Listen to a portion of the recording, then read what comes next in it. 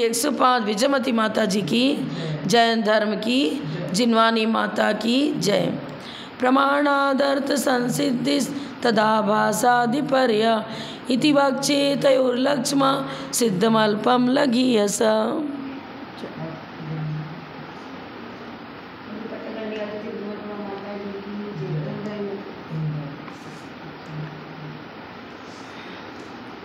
सूत्र नंबर 17। संदिग्ध विपर्यस्ता व्युत्पन्नानां साध्यत्वं यथासाद इति असिद्ध पदम, यथासाद इत्य सिद्ध पदम। पेज नंबर हमारा तो मिलेगा नहीं आपका। तर्कात तन निर्णय हो गया था ना, उसके बाद इष्टमाबाधितम असिद्धम साध्यम बताया था ना। इष्ट वक्ता जिसको सिद्ध करना चाहता है, फिर अबाधित प्रत्यक्ष अनुमान आदि किसी प्रमाण से बाधित नहीं होना चाहिए। साध्य किसे कहते हैं हो गया था कल, साध्य बताया था ना। साध्य कैसा होना चाहिए। अब प्रत्यक्ष हम कह दें कि सूरज पश्चिम में उगता है, तो ये साध्य बनाने का पॉइंट है क्या? क्योंकि लोग से भी ऐसे, लोग से भी हम सबको मालूम है कि सूरज पूरब में उगता है, और उसको हम सिद्ध करने बैठ जाएं। प्रत्यक्ष से ही बाधित, आगम से ही बाधित, अनुमान से ही बाधित, तो ऐसा विषय साध्य नहीं बनना चाहिए।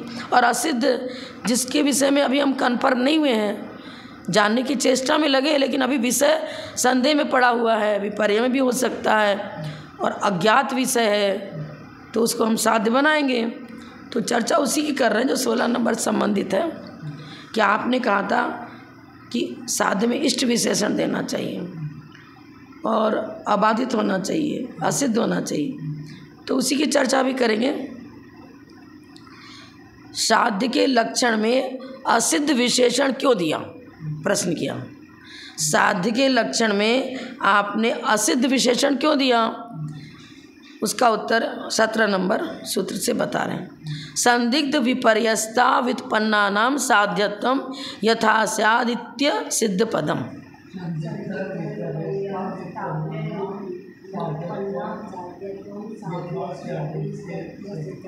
सिद्ध पदम, संदिग्ध पहला पॉइंट, जो विषय अभी संदेह में पड़ा हुआ है, क्लियर नहीं हुआ है, स्पष्ट नहीं हुआ है, युक्ति प्रमाण आगम से अभी हमारा विषय वो सिद्ध नहीं हो पाया है।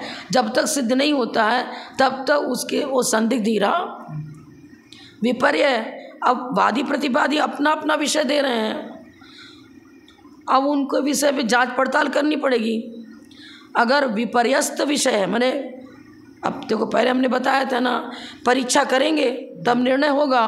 अभी वो विषय परीक्षित नहीं हुआ है, क्योंकि विरुद्ध नाना युक्ति प्राबल्य दौर्बल्य अवधारणाएं प्रवर्तमानो विचार परीक्षा, युक्ति से, आगम से, प्रमाण से, नए से परीक्षण करेंगे। अब जब तक परीक्षण नहीं हुआ तब तक अब नाना प्रकार की युक्तियां दी जा रही हैं। तो कुछ युक्तियां ऐसी भी हो सकती हैं जो बिल्कुल उल्टी चल रही हैं, साध्य से विपरीत युक्तियां दी जा रही हैं, साध्य से विरुद्ध चर्चा चल रही है, तो उसमें विपर्य भी हो सकता है, संदेह भी संभव है ना। दो कोटि में दोलायमान है विषय, तो संदिग्ध कल आएगा।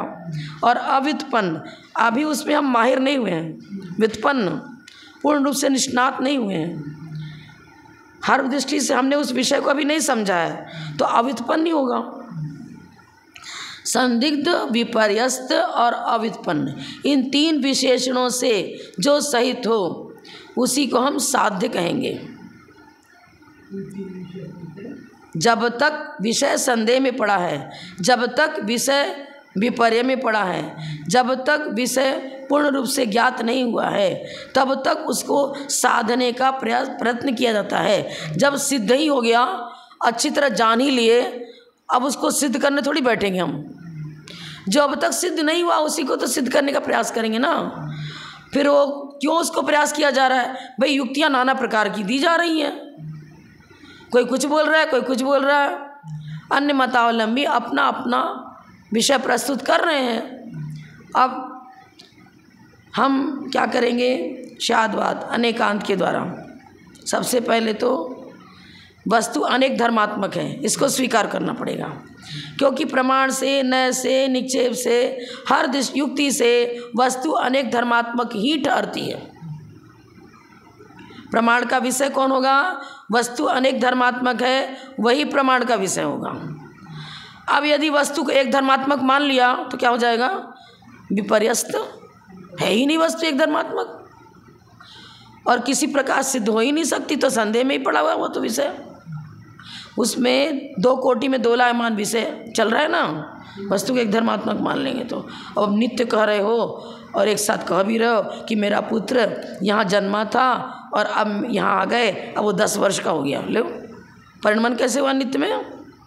सर्वथा अनित्य मानोगे तो वस्तु का अस्तित्व ही नहीं ठहरता है। जब वस्तु का अस्तित्व ही नहीं ठहरता है तो चर्चा कैसी? बात यह है, जैन फिलॉसफी को छोड़कर दिगंबर जैन आमना में जो वस्तु है वो वीतराग भगवान की वाणी के द्वारा वस्तु अनेक धर्मात्मक ही बताई गई है, और बताई ही नहीं गई, वस्तु का स्वरूप ही ऐसा है। वस्तु का स्वरूप अनेक धर्मात्मक है और हम उसमें संदेह फैला दें, उसको उल्टा सीधा सिद्ध करना चाहें, प्रयास करें, तो ऐसी स्थिति में हम उसको साध्य बनाते हैं और परीक्षण करते हैं। परीक्षा के द्वारा, युक्तियों के द्वारा, प्रमाण के नाना प्रकार के मतलब उपचरित न, अनुपचरित न, व्यवहार न, निश्चय न, सबसे उस विषय को क्लियर करते हैं। और जब तक वो विषय अव्याप्ति, अतिव्याप्ति, असंभव दोष से रहित नहीं होता है तब तक परीक्षण चलेगा। अब हमारा विषय बिल्कुल क्लियर हो गया, ना उसमें अव्याप्ति दोष है, ना अतिव्याप्ति दोष है, ना असंभव दोष है, अन्यूनम अनतिरिक्तम, जो परिभाषा रत्न सावकाचार्य ने बताई है वो उस प्रकार की प्रामाणिकता यदि विषय में आ रही है और प्रामाणिक हो गया तब उसे साध्य नहीं कहेंगे। पेंडिंग में विषय बना है उसी को तो साधने की कोशिश करेंगे। भाई अभी निर्णय नहीं हुआ है, मीटिंग हुई, चर्चा तो चल रही है कि हमें ये कार्य करना है, अब सभी लोगों को लेकर बैठेंगे, हमें ये कार्यक्रम करना है, इसमें आप सब लोगों को सहयोग चाहिए, अब वस्तु का निर्णय करेंगे, क्या क्या प्रोग्राम करना है, कैसे करना है। तो जब तभी तक तो उसको अब निर्णित हो चुका, दोबारा मीटिंग करेंगे क्या? करने की आवश्यकता ही नहीं, पूर्णतः से निर्णित हो चुका। तो इसी वस्तु के स्वरूप की जब हम चर्चा कर रहे हैं तो नाना मत वाले बैठे हुए हैं, कोई वस्तु को सर्वथा नित्य बता रहा है, कोई सर्वथा अनित्य बता रहा है, कोई कहता है कि अब क्या बताएं उसको, तो समवाय संबंध मान करके जीव को शुरू से ज्ञान स्वरूपी जीव को नहीं मान रहे हैं, ज्ञान गुण को समवाय संबंध से उसमें जोड़ते हैं, ज्ञान गुण को जीव के साथ, तब वो जानना देखना करता है। अनेक प्रकार के मतांतर है। वस्तु में सामान्य धर्मी स्वीकार करता है, विशेष स्वीकार नहीं करता है, कोई विशेष स्वीकार करता है, सामान्य स्वीकार नहीं करता। तो अन्य मत का खंडन और स्वमत का मंडन, यहाँ इस मतलब टॉपिक को लेकर के समझ लो ये सूत्र बना है कि जैन फिलॉसफी में जैसा वस्तु का स्वरूप बताया है, व्यवहार से, निश्चय से, उपचरित न से, अनुपचरित न से, जिस प्रकार चर्चा करी है उसमें कहीं संदेह नहीं आता है। तो अन्य मतों में चर्चा चल रही है, उनका खंडन करने के लिए बता रहे हैं, ठीक है आप भी अपने विषय को रखो और प्रमाण दो, आप भी अपने विषय को रखो, प्रमाण दो, सिद्ध करो उसे, आपका हेतु सही हेतु है कि नहीं। जब तक हेतु कैसा होना चाहिए, होने पर होना, नहीं होने पर नहीं होना, अन्वय व्यतिरेक को लिए हुए हेतु है, अविनाभाव संबंध को लिए हुए हेतु है, तो उस हेतु को प्रामाणिक माना जाएगा और हेतु के द्वारा साध्य की सिद्धि करते हैं। तो साध्य किसको बनाया? उसको बनाया जिसमें नाना प्रकार की चर्चाएं चल रही हैं। अब हम हेतु ऐसा उपस्थित करेंगे जिसमें पूर्णतः प्रामाणिकता हो, ना उसमें संदेह हो, ना विपर्य हो, और विषय क्लियर हो गया तो व्युत्पन्न भी हो चुके हैं। तो जब तक क्लियर नहीं हुआ तब तक उसको साधने का प्रयास करेंगे। अकलंक देव स्वामी ने बौद्धों का मत निराकरण किया, अब 6 महीने तक विवाद चलता रहा। तो वस्तु स्वरूप का निर्णय जब तक नहीं था तो साध्य बना ना। अकलंक देव स्वामी को तो वस्तु का स्वरूप मालूम है, लेकिन सामने वाला उसको नहीं मानने को तैयार है। तो प्रमाण देकर के अब जब तक साध्य पूर्णतः निर्दोष सिद्ध नहीं हो जाता है तब तक उसको साध्य कहेंगे। और सिद्ध हो चुका अब उसको साध्य नहीं बना। सिद्ध हो चुका हो तो साध्य कौन बनेगा? जब तक विषय सिद्ध नहीं हुआ तब तक उसको साध्य कहा जाएगा। और सिद्ध होने के बाद अब तो क्या कहेंगे? अरे सिद्ध होने का प्रयास करोगे तुम तो मूर्खता है तुम्हारी, पिष्ट पेषण हो गया, गृतग्राही हो गया। वो तो जाने हो कुछ जनाने की क्या आवश्यकता है? हमें मालूम ही है कि आदिनाथ भगवान की मूर्ति भोरे में कहाँ है। अब कोई से बार बार पूछने की आवश्यकता पड़ती है क्या? नहीं पड़ती। अनावश्यक कार्यों को नहीं किया जाता है। सिद्ध हुए विषय को पुनः सिद्ध करने का प्रयास ये व्यर्थ का कार्य है, पिष्ट पेषण है, ये तो मूर्खता है। तो आचार्य बता रहे हैं संशय विपर्य अनध्यवसाय से रहित वस्तु स्वयं सिद्ध होती है, उसे सिद्ध करने का प्रयास तो मूर्खता है, पिष्ट पेषण है। फिर साध्य किसे बनाएंगे? संदिग्ध, विपर्यस्त और अव्युत्पन्न, इन तीन विशेषणों से सहित जो टॉपिक है, विषय है, उसी को हम साध्य कहेंगे। यथा साध्य इत्यासिद्ध पदम, ऐसा होना चाहिए। इसीलिए हमने असिद्ध पद की चर्चा करी। साध्य के अंदर असिद्ध विशेषण क्यों दिया, उसका उत्तर इस सूत्र में दिया है। मान्यता अब आप शिष्य हमसे कुछ पूछने आया, अब उसको पूरा समझ में नहीं आ रहा, तो उसको व्यवहार से भेद विवक्षा से भी समझाने का प्रयास करते हैं। संक्षेप बुद्धि वाला है तो थोड़ा सा विषय संक्षेप में बताया, क्लियर हो गया। विस्तार बुद्धि वाला है फिर नाना प्रकार से उसको समझाना पड़ता है। जब तक शिष्य पूर्ण रूप से विषय को समझ नहीं पाता है तब तक हम उसको समझाने का, बताने का प्रयास करते रहेंगे, यही बात है और कुछ नहीं। अब आगे बता रहे हैं कि साध्य के लक्षण में आपने इष्ट और अबाधित पद क्यों दिया। पहले तो लिखा था असिद्ध क्यों दिया, अब लिख रहे हैं ठीक है हम मान लिया संदिग्ध, विपर्य और अव्युत्पन्न, ये चीज़ जब तक साध्य में है तभी तक उसको साधने का प्रयास करते हैं। अब ये बताओ कि इष्ट और अबाधित देने की क्या आवश्यकता थी, वो बता रहे हैं अनिष्टाध्यक्षादि बाधितयो साध्यत्व माँ भूत इति इष्ट अबाधित वचनम। माँ भूत इति इष्टाबाधित वचनम। संधि विच्छेद कर दिया हमने। माँ भूत मत होवे, इति छोटी हो जाएगी, ई की मात्रा इति इष्ट अबाधित वचनम। इष्ट और अबाधित वचन क्यों दिया? इसलिए दिया हम जिस टॉपिक को लेकर चल रहे हैं उसी की तो चर्चा करेंगे ना।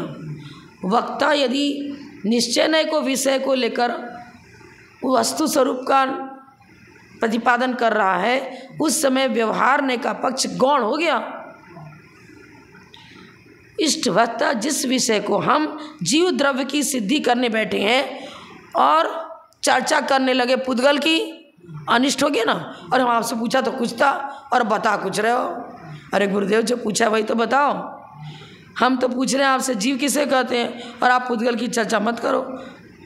अब गुरु क्या करेंगे? हाँ, प्रश्न के अनुसार ही तो उत्तर दिया जाएगा ना। इष्ट वक्ता जिस विषय को प्रतिपादन करना चाह रहा है और श्रोता ने जैसा प्रश्न किया वैसा ही तो प्रतिपादन करेगा ना। तो अनिष्ट विषय को साध्य मत बनाओ। पूछा कुछ जा रहा है, बता कुछ रहे हो, बोल कुछ रहे हो। वक्ता जिसे सिद्ध करना चाहता है वो इष्ट विशेषण ही होना चाहिए। यदि अनिष्ट को लेकर बैठ गए तो साध्य की ओर बढ़ ही नहीं रहे हो। जिसको साधना चाह रहे हैं उस विषय को, टॉपिक को ना लेकर के दूसरे टॉपिक को लेकर खड़े हो गए, बताने लग गए, तो अनिष्ट हो गया ना। नहीं, साध्य में इष्ट विशेषण अति अनिवार्य है। श्रोता और वक्ता के अनुसार किसको मतलब इष्ट बनाया गया? वक्ता जिसे बताना चाहता है वो इष्ट हुआ। और यदि ऐसा चल रहा है वाद विवाद चल रहा है तो वक्ता जिसे चाहता है वो इष्ट हो गया। सुनने वाले तो अपने अपने मत को लेकर बैठे हुए, हम उसको लेकर थोड़ी बैठेंगे। हमने पहले बता चुके हैं शिष्य और गुरु की चर्चा में वाद विवाद नहीं होता है, वहाँ तो शंका समाधान है। वाद विवाद प्रतिपक्षी बैठा हुआ है, एक सांख्य मत वाला बैठा हुआ, एक बौद्ध मत वाला बैठा हुआ, अन्य अन्य मत वाले बैठे हुए हैं, एक ब्रह्माद्वैतवादी बैठे, एक शब्दाद्वैतवादी बोले हैं, एक ईश्वर को मानता है। अब वहाँ तो वाद विवाद की चर्चा, यहाँ तो जो चर्चा चलेगी सबसे पहले स्याद्वाद अनेकांत के द्वारा। टॉपिक तो वही रहा, जीव द्रव्य को टॉपिक रहा, लेकिन जो दिगंबर साधु हैं वो क्या करेंगे, हम ऐसी युक्ति देंगे, ऐसा प्रमाण देंगे, इस प्रकार चलेंगे। टॉपिक तो वही लिया गया, जीव द्रव्य किसे कहते हैं। अब स्याद्वाद अनेकांत के द्वारा प्रामाणिकता को लिए वस्तु को अनेक धर्मात्मक मानते जीव द्रव्य की सिद्धि करेंगे। इष्ट विषय तो वही रहा ना, जिस टॉपिक को दिया गया है कि आज इस विषय पर चर्चा होगी। लेकिन पहले क्या बताया था, साधु से बनाओ जो संदिग्ध विपर्य में पढ़ाओ अव्युत्पन्न पर, यह तो ठीक हो गया। लेकिन अबाधित भी तो दे रहे हैं, अबाधित इष्ट तो बना लिया, इष्ट के साथ अबाधित भी तो दे रहे हैं। अबाधित विषय होना चाहिए, जिसको हम हेतु बना रहे हैं वो हेतु हमारा प्रत्यक्ष से खंडित न हो, अनुमान से खंडित न हो, लोक व्यवहार में भी खंडित न हो, सामयिक प्रत्यक्ष से भी खंडित नहीं हो, पारमार्थिक प्रत्यक्ष से भी खंडित न हो, अनुमान से भी खंडित न हो। अबाधित, अरे मनमानी इष्ट विषय बना लिया। आज तो हम क्या करेंगे, बालू से तेल निकालने का प्रयास करेंगे। बहुत सारा और में तेल चाहिए है, और घानी तो आ गई, पेलने लग, किसको पेलने लग गए, बालू को। तेल निकलेगा क्या, अरे अनुमान प्रत्यक्ष से, अनुमान से, कोई भी युक्ति लगा दो, बालू से तेल निकलना ही अबाधित। अरे योग्य उपकरण पकड़ो, योग्य साधन सामग्री जुटानी पड़ेगी और योग्य प्रक्रिया करनी पड़ेगी, तिल से ही तेल निकलेगा। मैं जैसा जिस प्रकार का तेल चाहिए, तिली का तेल चाहिए, तिल से निकलेगा, सरसों का तेल चाहिए तो सरसों से निकलेगा। अब तुमने क्या कर दिया, जो अबाधित होना, बाधित ले लो, बाधित सामग्री इकट्ठी करते चले जाए और साध्य को सिद्ध करना चाहे, बनेगा क्या। बाधित सामग्री इकट्ठी कर रहे हैं, होना ही नहीं है काम। घर है पूरब दिशा में और हमें तो चलना है, अरे किसी ने बता दिया 2 किलोमीटर चलोगे तब तुम्हारा मकान मिलेगा। अब 2 किलोमीटर चलना है तो पॉइंट पकड़ लिया, और दिशा सही नहीं पकड़ी तो क्या हो जाएगा, है तो पूरब में और चलने लग जाए दक्षिण में, चाहे पश्चिम कहीं चलने लग जाए तो क्या होगा, विपरीत हो गया ना, बाधित। सब देखना पड़ेगा ना। हमारा ये बता रहे हैं इष्ट की, तो इष्ट भी होना और अबाधित दोनों को एक साथ ले रहे हैं। मनमानी इष्ट मत बना लो, अहिंसा परमो धर्म यह इष्ट बनेगा। हिंसा परमो धर्म बाधित विषय, त्रिकाल में सिद्ध हो ही नहीं सकता कि हिंसा में धर्म है। दुनिया में कोई ऐसी निर्बाध हेतु, यदि निर्बाध हेतु निर्बाध है, संशय पर अनध्याय से रहित, अव्याप्ति अतिव्याप्ति असंभव दोष से रहित, ऐसा यदि हेतु है तो वो हेतु कभी हिंसा में धर्म बताएगा ही नहीं, हो ही नहीं सकता किसी हालत में। हमारे यहाँ तो आचार्यों ने हिंसा की बहुत एक ही प्रकार से, द्रव्य हिंसा को हिंसा नहीं कहा है उन्होंने। अरे पूरा पुरुषार्थ सिद्धि पढ़ लो। अब यहाँ पुरुषार्थ सिद्धि उपाय का विषय तो हम प्रस्तुत करेंगे नहीं। द्रव्य हिंसा की चर्चा अलग है, भाव हिंसा की चर्चा अलग है, फिर संकल्पी हिंसा, आरंभी हिंसा, उद्योगी हिंसा आदि करके सब प्रकार की चर्चा अलग अलग है। अब किस गुण स्थान में किस प्रकार की हिंसा का त्याग है, किस का नहीं है। एक गृहस्थ है, संकल्पी हिंसा का चलो त्याग रहेगा, उसको आरंभ उद्योग तो करेगा ही करेगा, आरंभी हिंसा उद्योगी हिंसा चलेगी। अब किस प्रकार की वो, लेकिन उसको हिंसा ही बता रहे हैं, ये नहीं कह रहे हैं कि तुम हिंसा से सर्वथा रहित हो गए। हम तो सबका भला सोच रहे हैं, हम तो आहार देने के लिए रसोई बना रहे हैं, इसकी चर्चा अलग। एक हम हमारे आज लड्डू खाने की इच्छा है तो हम लड्डू बना रहे हैं अपने उदर पोषण के लिए। अब आचार्य दोनों का आंसर अलग देंगे। अग्नि तो उसमें भी जला रहा है, पानी उसमें भी खींच कर ला रहा है, छान रहा है, सब कुछ कर रहा है, प्रक्रिया कर रहा है, आरंभी हिंसा चल रही है।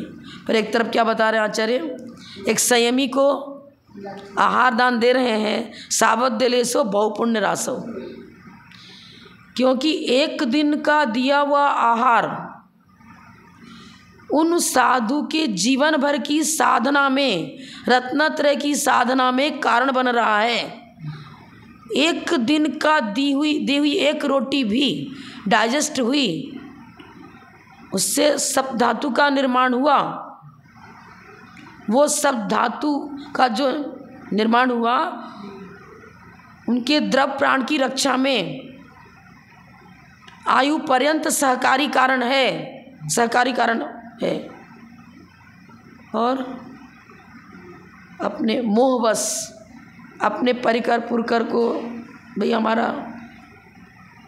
बच्चे हैं, इनको खाना खिलाना है, कर्तव्य वो भी है। लेकिन तुलनात्मक अध्ययन करो तो 7 से पुण्य तो त्यागी व्रति को आहार देने में हो रहा है ना। जितना पुण्य त्यागी व्यक्ति को आहार देने में हो रहा है, क्या उतना ही पुण्य अपने पुत्र को, कुटुंबी को, मेहमान आ गए घर में, खिला रहे हो। शादी विवाह है, हमने तो शादी रची है, बेटे की शादी है, अब रात में भी भोजन देना ही पड़ेगा। कुछ लोग ऐसे जो रात में आए तो उन्हें भूखा थोड़ी भेज देंगे, खिला तो रहे हो। क्या हो रहा है, आगम क्या बता रहा है। अब तारतम्य हिंसा का तो बहुत लंबा चौड़ा है। किस दृष्टि से कहाँ पर हिंसा बताई जा रही है, किस दृष्टि से कहाँ पर अहिंसा बताई जा रही, वो तो प्रमाण न्याय निक्षेप सारा ही विषय आ जाएगा। अब उसमें किस प्रकार बाधित, किस प्रकार अबाधित लगाते रहो अपना। तो हमारे आचार्य बता रहे हैं साध्य के लक्षण में तीनों ही विशेषण अति अनिवार्य हैं। पहले तो कोई इष्ट विषय टॉपिक पकड़ा, किस विषय को हमें लेकर चलना है। यहाँ वक्ता किस विषय को अपने प्रतिपाद्य विषय के रूप में कहना चाह रहा है। अब कहना तो चाह रहा है, लेकिन साथ साथ ये भी सुझाव दे रहे हैं कि इष्ट उसी को बनाना जो आगम से बाधित ना हो, युक्ति से बाधित ना हो। अबाधित विषय होना चाहिए ना। इष्ट और अबाधित दोनों को एक साथ रख रहे हैं। मनमानी इष्ट मत बनाओ, अबाधित होना चाहिए। तुम जिस विषय को सिद्ध करना चाह रहे हो वो प्रत्यक्ष से, अनुमान से किसी प्रकार से बाधित न हो, उसी को इष्ट बनाना। क्लियर हो गया ना। जिस वस्तु को वादी सिद्ध नहीं करना चाहता है उसे तो अनिष्ट कहेंगे, हैं? तो हाँ, अब महाभूत कर दिया ना सूत्र में, क्या है महाभूत। अनिष्ट को साध्यत्म महाभूत, अनिष्टम साध्यत्म महाभूत। अनिष्ट को साध्य मत बना लेना। अनिष्ट किसे कहते हैं, जिस वस्तु को वादी सिद्ध नहीं करना चाहता है उसे अनिष्ट कहते हैं। उसे सिद्ध करने का प्रयास अप्राकरणिक, प्रकरण कुछ और बोलो कुछ। एक विद्यार्थी परीक्षा दे रहा था, प्रश्न तो पूछा था कि निश्चय ने का स्वरूप बताओ, और लंबा चौड़ा व्यवहार ने का उत्तर दे गया। वह प्रयास तो बहुत किया, बेचारे ने 1 घंटा लिखा था और बहुत समझदारी से लिखा था, और व्यवहार ने की अपेक्षा उत्तर बिल्कुल सही था। लेकिन प्रश्न तो पूछा गया था निश्चय ने का स्वरूप क्या है, नंबर क्या मिलेगा, 0। इसलिए तो अप्राकरणिक विषय नहीं रखना। जैसा प्रकरण चल रहा है वैसा ही प्रकरण के अनुसार विषय प्रस्तुत करना चाहिए।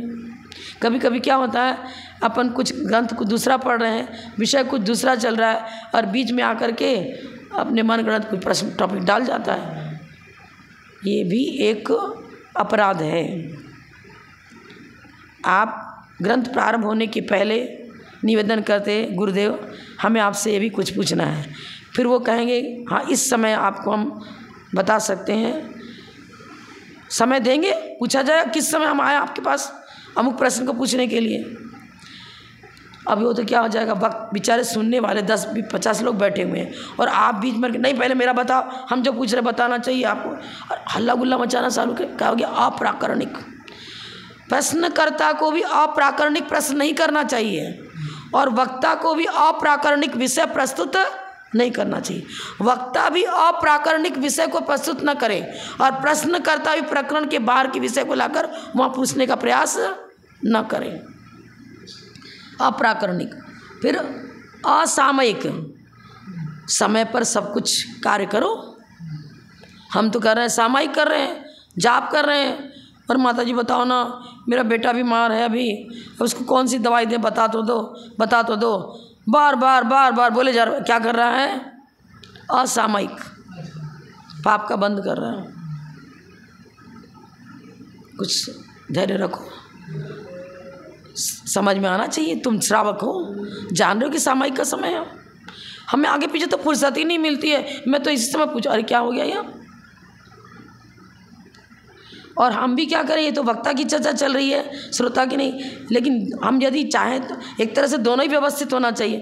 असामयिक माने समय, हम परीक्षा मुख का ग्रंथ लेकर यहाँ पढ़ रहे हैं और कोई पूछना पारसनाथ भगवान का प्रतियोगिता चल रही है, माता जी बता दो ना, हम तो भूल गए उन्होंने तपस्या कहाँ करी थी, कहाँ से मोक्ष गए थे, ले वो टोंक बता देना ना।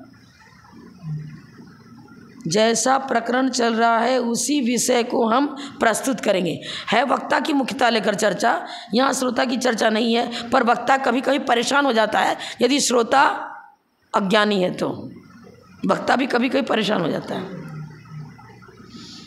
हम अपना विषय पूर्ण रूप से प्रस्तुत कर दिया, अब हमने विराम ले लिया। उसके बाद विराम ले लिया, अब हम कहेंगे खुद कि क्या मैंने जो विषय प्रतिपादित किया इसमें आपको कुछ संदेह है क्या? अब नित्यवादी उठेगा, हाँ मैं तो वस्तु को सर्वथा नित्य मानता हूँ, आप तो वस्तु को नित्यानित्य दोनों बता रहे हो। तो फिर हम कहेंगे ठीक है, आप भी अपने विषय को प्रस्तुत करो। यदि आपका हेतु सटीक है, विषय को सिद्ध कर पा रहा है तो मान्यता होगी, नहीं तो नहीं होगी मान्यता। हम जिस विषय को कहना चाह रहे हैं पहले उस विषय को हम पूरी तरह प्रतिपादित करेंगे। क्रम से तो विषय डिबेट चलता, प्रतियोगिता चलती है। अब एक बैठा एग्ज़ाम देने वाला, परीक्षण करने वाला बैठ जाता है, प्रतिपादन अपना अपना विषय सारे विद्यार्थी दे रहे हैं अहिंसा का। अब जिसका विषय ऑलराउंड बिल्कुल सही रूप में युक्ति प्रमाण आगम सही हो रहा है, हाईएस्ट नंबर आता है उसका। सब अपने अपने विषय को रख रहे हैं, पर क्रम से रख रहे हैं ना। जिस समय हम विषय अपना रख रहे हैं तो मेरा विषय पूर्ण हो जाने दो, होने के बाद फिर हम आपसे पूछेंगे कि क्या आप सभी संतुष्ट हैं, इससे क्या हेतु आपको सबको सही लग रहा है ना? नहीं समझता तो आप दूसरा अपना विषय रखेगा, फिर अपना अपना विषय सब रखेंगे, फिर तुलनात्मक अध्ययन करेंगे। देखो आप में अव्याप्ति दोष आ गया, इसमें अतिव्याप्ति दोष आ गया, इसमें विपर्य पड़ रहा है, उल्टा पड़ रहा है। यहाँ 2 कोटि में 2 लायमान ज्ञान हो रहा है, संशय में हो गया। दोष दिखाएंगे ना उनको, संशय पर्या अनध्यवसाय से रहित ज्ञान होगा तब तो सम्यक ज्ञान होगा। तो यहाँ क्या बता रहे हैं, जिस वस्तु को वादी सिद्ध नहीं करना चाहता है उसे वक्ता प्रतिपादन करने का प्रयास न करे, क्योंकि उसे अनिष्ट विषय उसको उस समय चर्चा कुछ है और बोल कुछ रहे हो, ऐसा नहीं होना चाहिए। उसे सिद्ध करने का प्रयास क्या है? अप्राकरणिक, प्रकरण के बाहर की चीज़, असामयिक। जिस समय जो कहना चाहिए वो आपने नहीं कहा तो असामयिक हो गया, इसलिए ऐसी वस्तु साध्य नहीं हो सकती है। इसी बात को स्पष्ट करने के लिए साध्य के लक्षण में इष्ट विशेषण दिया गया है। जिस विषय को हम सिद्ध करना चाहते हैं वो कदाचित दूसरे प्रमाण से बाधित हो तो प्रमाणांतर उसे सिद्ध नहीं कर सकता, इसलिए जो किसी दूसरे प्रमाण से बाधित होगा वह भी साध्य नहीं होगा। दूसरे प्रमाण से बाधित है, ऐसे को साध्य मत बनाओ। इसीलिए तो एकांतवादियों के यहाँ इसी परीक्षा मुख में आगे बताएंगे साध्याभास, साधनाभास, हेत्वाभास, आभास की चर्चा करेंगे, चाहे नित्यवादी हो चाहे अनित्यवादी हो, सांख्य मत हो, न्यायिक हो, वैशेषिक हो। आप कहेंगे जिस हेतु से तुम अपने साध्य को सिद्ध कर रहे हो तुम्हारे हेतु में कहीं अव्याप्ति दोष आ रहा है, कति अतिव्याप्ति दोष, असंभव दोष आ रहा है, संशय विपर्य अनध्यवसाय खड़ा हो गया। अभी तो ट्रेनिंग पीरियड चल रही है, ये किसको साध्य बनाओ, अरे ऑक्सीजन गैस तैयार करना है और साइंस का विद्यार्थी है सो ट्रेनिंग दे रहे भाई इस मेथड से ये काम करना चाहिए। अभी ट्रेनिंग पीरियड है, ये कैसा तुम्हारा हेतु होना चाहिए, कैसा साध्य होना चाहिए, किस प्रकार का होना चाहिए, इष्ट होना चाहिए, आबादित होना चाहिए। अब ये सब कुछ हो गया। अब जब वादी प्रतिपादित से विषय लिया जाएगा ना, अभी व्युत्पन्न हो चुका, वक्ता व्युत्पन्न हो चुका, अब क्या करेगा वो? मिनटों में अनेकांश स्यादवाद के द्वारा सबको परास्त कर देगा। गए सबके सब एक साथ। पलायध्व पलायध्व रे रे तार्किक दिग्गज समंत बद्ध समायात श्याद वाद वन केसरी। समंत भद्राचार्य के सामने जब नाना मतांतर वाले आ गए और देखा कि अरे वाह, इतना युक्ति संगत प्रमाण संगत विषय दे रहे, ये हमारे बस का नहीं है। देखा अरे शादवाद वन केसरी। अब हम जैसे कि वन केसरी मतलब शेर जब दहाड़ता है तो वहाँ हिरण अन्य पशु पक्षी जो है कमजोर शेर की आवाज़ सुनते ही भागना प्रारंभ कर देते, भाग जाते वहाँ से। इसी प्रकार समंत भद्राचार्य की वाणी शादवाद अनेकांत में उस वाणी को सुन करके नित्यवादी हो, बौद्ध हो, सांख्य मत वाले नित्यवादी, बौद्ध अनित्यवादी, न्यायिक वैशेषिक जो भी ले लो, ब्रह्माद्वैतवादी, शब्दाद्वैतवादी, वो सब के सब क्या हो गया, भाग गए। क्योंकि मेरे पास इस प्रकार की बलिष्ठ युक्ति है ही नहीं।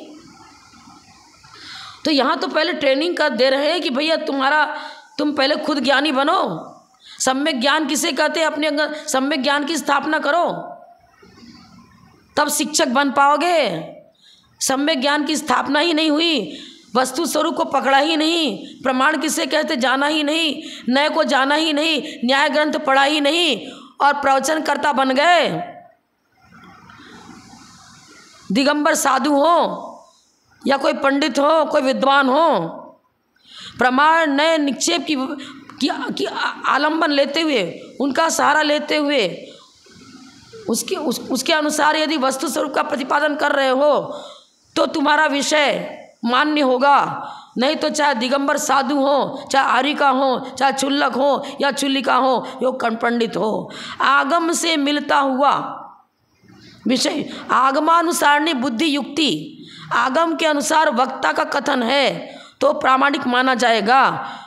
खाली वेश को देख करके मुनि है या आर्यिका है, ये तो सब कुछ सही ही बोलेंगे और न्याय ग्रंथ का यदि अध्ययन नहीं किया है उस वक्ता ने, और उसका विषय भी रूढ़िवादिता को लेकर नहीं चल रहा है, पक्षपात को लेकर नहीं चल रहा है, हम 13पंथी, हम 12पंथी, हम 16पंथी, हम निश्चयवादी, हम व्यवहारवादी, हम एक पद अर्पिता नर्पित सिद्धे, ये कुंजी है, इससे मानना पड़ेगा विषय को। वस्तु का स्वरूप तो अनेक धर्मात्मक ही है, वस्तु अनेक धर्मात्मक है प्रमाण, और प्रमाण के द्वारा गृहीत विषय को फिर अर्पिता अर्पित के द्वारा प्रतिपादन किया जाएगा। निश्चय को विषय मुख्यता देकर प्रतिपादन कर रहे हो तो व्यवहार गौण हो जाएगा। भेद विवक्षा लेकर के प्रतिपादन कर रहे हो तो व्यवहार मुख्य, निश्चय गौण हो गया, अभाव नहीं हुआ, गौण पक्ष मुख्यता को लेकर चल रहे हैं। अब यदि न्याय ग्रंथ का अध्ययन नहीं हुआ है और जैन धर्म की सिद्धांतों के यदि हमने नहीं पकड़ा है और हम समय सार लेकर बैठ गए, कर्तृत्व अधिकार, भोक्तृत्व अधिकार, आत्मा तो खाता भी नहीं है, पीता भी नहीं है, सोता भी नहीं, जागता भी नहीं है, पुद्गल की क्रिया पुद्गल में होती है, नाना प्रकार के विषय को लेकर के बैठ गए। अरे कोई व्यक्ति सर्वथा पापी भी नहीं, कोई व्यक्ति सर्वथा पुण्यात्मा भी नहीं, निश्चय न से तो आत्मा रत्नत्रय स्वरूप ही है। अब उसके उद्योग उसका कैसे चल रहा है, उसकी परिणति कैसे चल रही है। यदि वो अशुभोपयोग रूप परिणति कर रहा है तो अशुभोपयोग परिणति पापाश्रव का कारण है, इसलिए उस जीव को कह दिया अरे पापी है तो। लेकिन वो सर्वथा पापी नहीं है, वही अंजन चोर महापापी था, लेकिन वही निरंजन बन गया। उसके अंदर योग्यता तो थी निष्पाप। शंभु प्रद्युम्न आदि जो मोक्ष गए, तो शंभु कुमार का चरित्र आप पढ़ो, उसके अंदर पहले चर्या उनकी सही नहीं थी, लेकिन नेमिनाथ भगवान के शरण पहुँचकर द्रव्य दृष्टि अपनाई, मतलब आत्मस्वरूप को निश्चय समझा और अपने पापों के प्रति पश्चाताप किया, कठोर तप किया और मोक्ष चले गए। सारे जीव तो निगोद से निकल कर आए हुए हैं, क्या उन्होंने कभी एकेंद्री पर्याय ग्रहण नहीं किया क्या? कभी विकलेंद्री नहीं हुए क्या? अनादि से हम निष्पाप हैं क्या? अनादि से निष्पाप, इस बात को जैन सिद्धांत तो स्वीकार ही नहीं करता है, फिर तो जैन फिलॉसफी बिल्कुल शून्य स्थान पर पहुंच जाएगी, क्योंकि सिद्ध पर्याय को सादि अनंत पर्याय बताया है। सादि अनंत पहले संसारी था, अब आठों कर्मों से रहित होकर सिद्ध पर्याय को प्राप्त किया।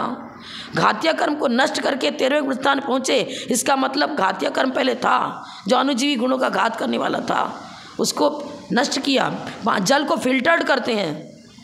इसी प्रकार संसारी जीव पाप और पुण्य के स्वरूप को आगम की विवक्षा में जानते हैं, समझते हैं, फिर अपनी चर्या योग्य बनाते हैं, साधना योग करते हैं। इस कला को सिखाने के लिए न्याय ग्रंथ पढ़ना अति अनिवार्य है, क्योंकि तत्व ज्ञान के बिना कर्मों की निर्जरा और संबर नहीं हो सकती, और समूल नाश तो बिना तत्व ज्ञान के हो ही नहीं सकता। तत्व ज्ञान का मतलब वैराग्य, वस्तु स्वरूप का निर्णय। मुँह में मतलब ये मेरा शत्रु, ये मेरा मित्र, ये ऐसा पक्षपात लेकर के मोह बुद्धि नहीं चलेगी। मोह हटेगा, उसके बाद क्षोभ हटेगा, और मोह को वीणो परिणामो अपड़ो समो, साम्य भाव तब होगा और तब मुक्ति मिलेगी। तो यहाँ सब अभी ट्रेनिंग दे रहे भाई, वस्तु स्वरूप को तुम एक साथ तो समझ नहीं सकते। अब समझो कि किस किस प्रकार साध्य किसे कहते हैं, साधन किसे कहते हैं, हेतु किसे कहते हैं, ये सब पकड़ो और फिर इन सब का सहारा लेकर के निज आत्म स्वरूप को जानने का प्रयास करो, 6 द्रव्य को स्वरूप को जानने का प्रयास करो, 7 तत्व को जानने का प्रयास करो, तभी आप सम्यक दृष्टि बन पाओगे और मोक्ष मार्ग में अग्रसर हो सकोगे। जितना इतना ही करके और बोलूँ क्या, अभी सवाल चाहिए हो रहा है, तो आगे का एक सूत्र और पढ़ लेते हैं। न च असिद्धवत इष्टम प्रतिवादिना, अब संधि विच्छेद कर दिया मैंने। न चासिद्ध वदिष्टम, न चासिद्ध वदिष्टम प्रतिवादिना। अब प्रतिवादिना हमारे में न में विसर्ग है। अब देखो संधि विच्छेद करो, च प्लस असिद्ध, असिद्धवत इष्टम प्रतिवादिना। जिस प्रकार वादी के लिए जिस प्रकार असिद्ध विशेषण प्रतिवादी की अपेक्षा से है, उस प्रकार इष्ट विशेषण प्रतिवादी की अपेक्षा नहीं है। वादी की अपेक्षा से इष्ट विशेषण दिया गया है। न च असिद्धवत इष्टम प्रतिवादिना। अरे प्रतिवादी कब चाहेगा? नित्यवादी कहेगा क्या कि जैन सिद्धांत सही है, बौद्ध कहेगा क्या जैन सिद्धांत सही हो, तो अपना मत चाहेगा, वो तो अपनी बात को पुष्ट करेगा।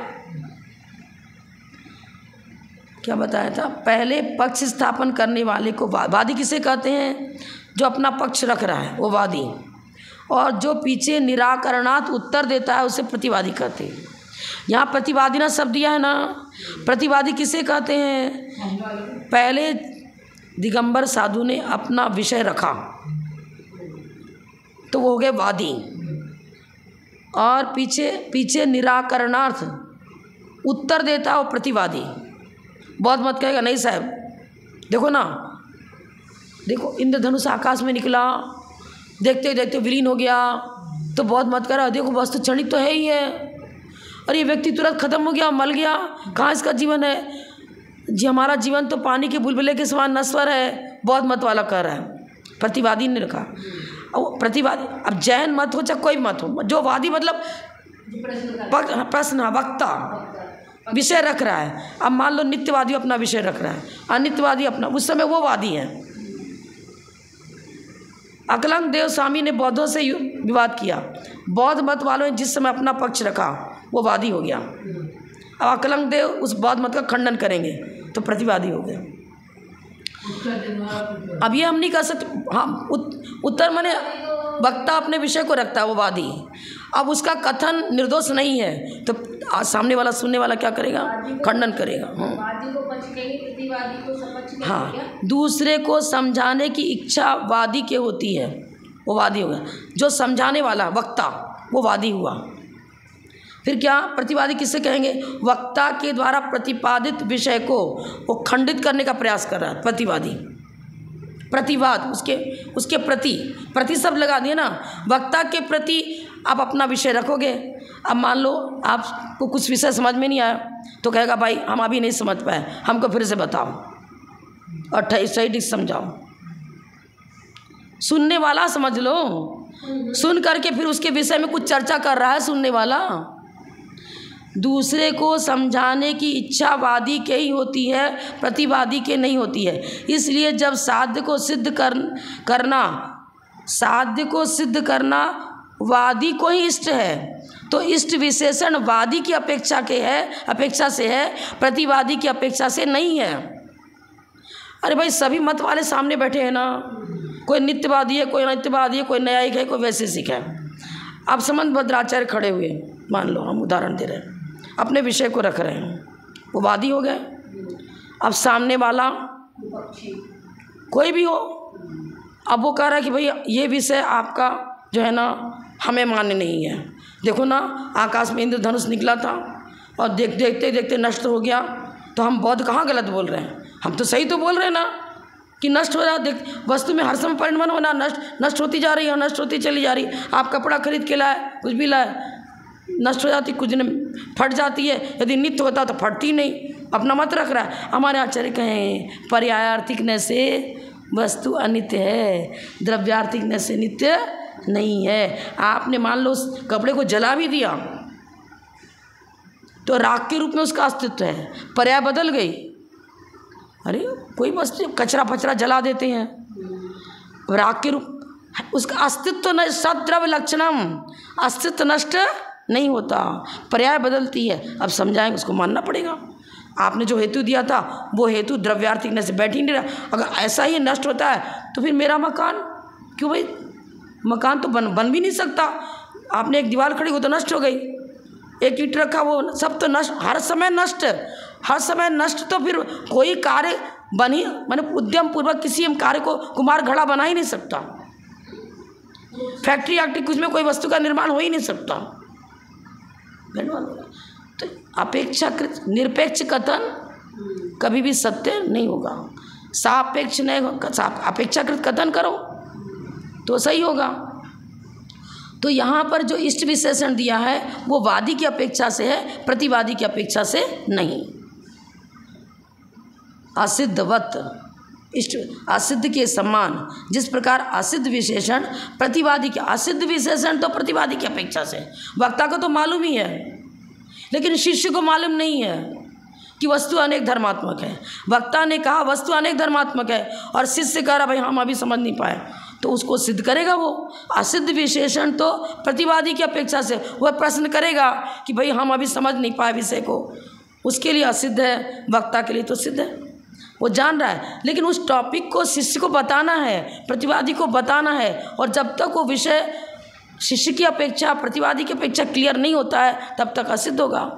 जिस प्रकार असिद्ध विशेषण प्रतिवादी की अपेक्षा से, उस प्रकार इष्ट विशेषण प्रतिवादी की अपेक्षा नहीं है किंतु वादी की अपेक्षा है। इस प्रकार यहाँ बताए। जब बोलो परम पूज्य प्रथम गणनीय हरि का रत्न श्री 105 विजयमती माता जी की जय। जय हिंद, धर्म की जय।